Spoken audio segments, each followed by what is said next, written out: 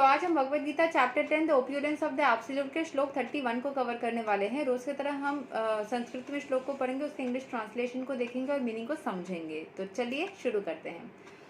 प्रवणा पवताम अस्मि रमा शस्त्रावृताम अहम ज्ञासणाम मकरश्चस्मि स्रोतसामस्मि जहनवी of purifiers. I am the wind of the wilders of weapons. I am Rama of fishes. I am the shark and of flowing rivers and the Ganges. तो हमें पता है कि कृष्ण भगवान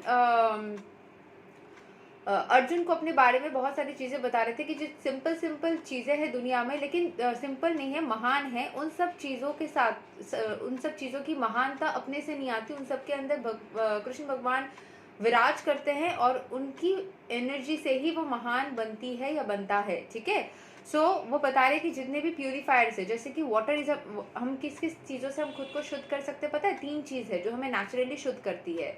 एक है पानी, ठीक है, वाटर, दूसरा है विंड यानी हवा, और तीसरा है मिट्टी यानी अर्थ।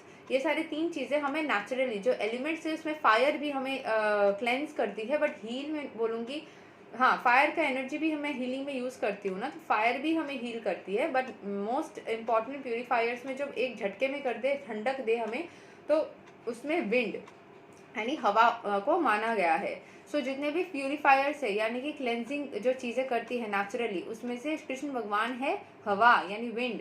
Of the विल्डर्स of weapons I am Rama, जितने सारे राजा वेपन्स को यूज़ करते हैं उनमें से वो राम है। End of fishes I am the shark, जितने सारे मछलियाँ हैं उसमें से वो शार्क है, वो उतने ही ज़्यादा शक्तिशाली है कृष्ण भगवान।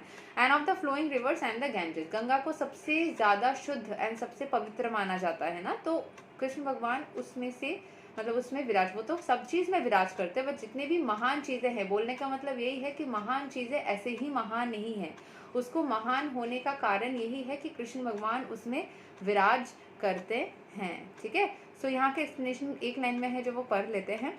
Of all the aquatics the shark is one of the biggest and is certainly the most dangerous to man, thus the shark represents Krishna. तो जितने भी सारे एक्वाटिक एनिमल्स है उसमें से जो शार्क है वो सबसे ज़्यादा डेंजरस है, तो वही कृष्ण भगवान को रिप्रेजेंट करता है।